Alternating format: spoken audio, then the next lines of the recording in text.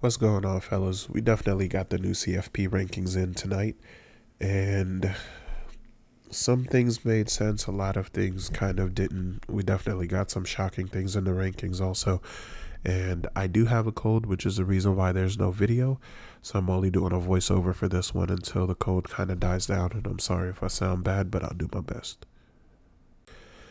Alright, so to start it off, they kind of kept it very similar to what it already was. Now, we have to remember Ohio State did lose to Michigan. And I'm starting to think the reason why they kept Ohio State in the playoffs was to sneak something without us noticing it. And what that something is, a three-loss Alabama being the 11th seed.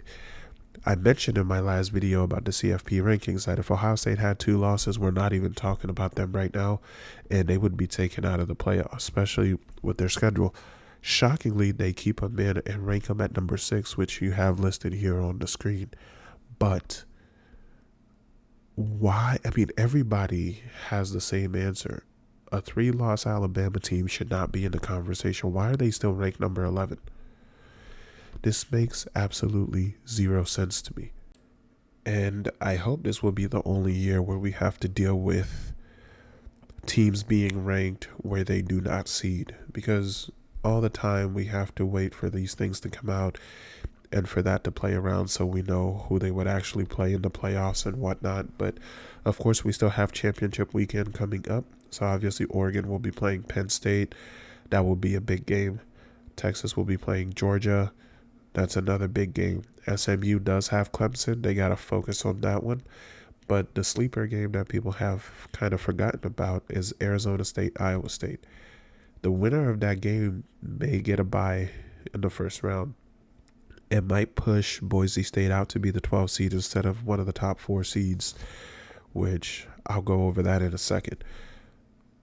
So as of right now, as you see on the screen, we have Oregon at 1, then Texas, Penn State, Notre Dame, Georgia, Ohio State, Tennessee, SMU, Indiana, Boise State, Bama, Miami. That's your top 12 ranked teams. Now, the first ones out that they got as far as the CFP rankings is going to be Ole Miss, South Carolina, Arizona State, Iowa State, which, like I told you, those two are kind of a caveat because they're playing for a conference championship.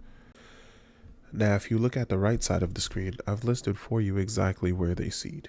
So you have Oregon as the 1 seed, Texas as the 2 seed, then SMU, who's ranked number 8, is your 3 seed.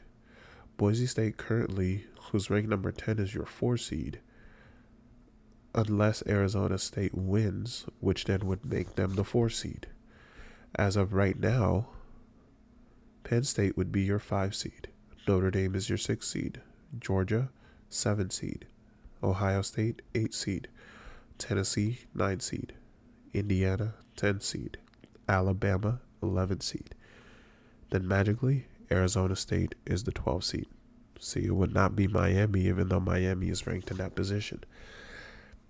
And I still think the insult here is Alabama.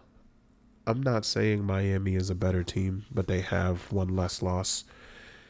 And I think they have a much better argument than Alabama. Now, there's going to be a lot of SEC bias for the teams choosing the rankings, and what they're going to look at is very simple. Which team is going to make more money? Oh, that's an easy pick, Bama.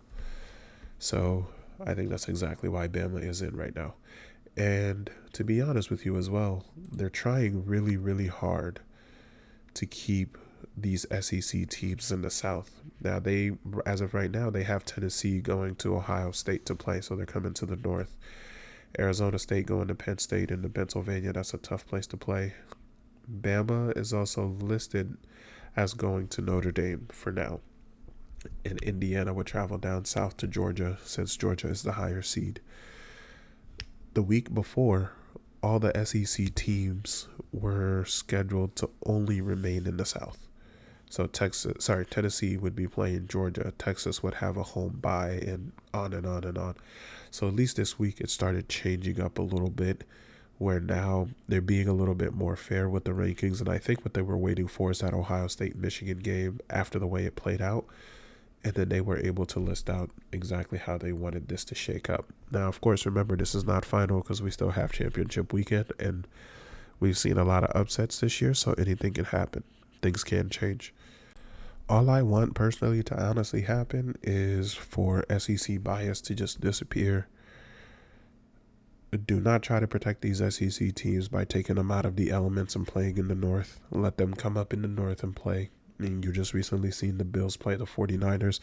It's just part of the game. It might be an ugly game on both sides. Just because the team in the North lives in the cold does not mean they will play better. Okay?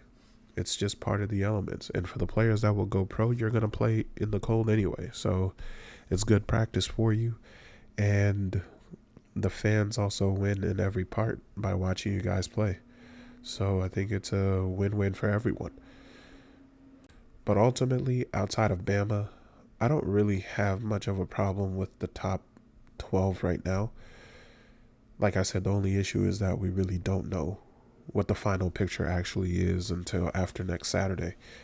So what do you guys think for the playoffs? You know, if you're a Tennessee fan or a Bama fan or potential Georgia fan that may have to come up to the North, or maybe they may even get a first round bye if they beat Texas, then Texas fans may have to come up to the North. What do you guys think about traveling in the cold and playing in the winter? It's not going to be easy, obviously, but do you think it will impact your team far too much? Let me know what you guys think in the comments.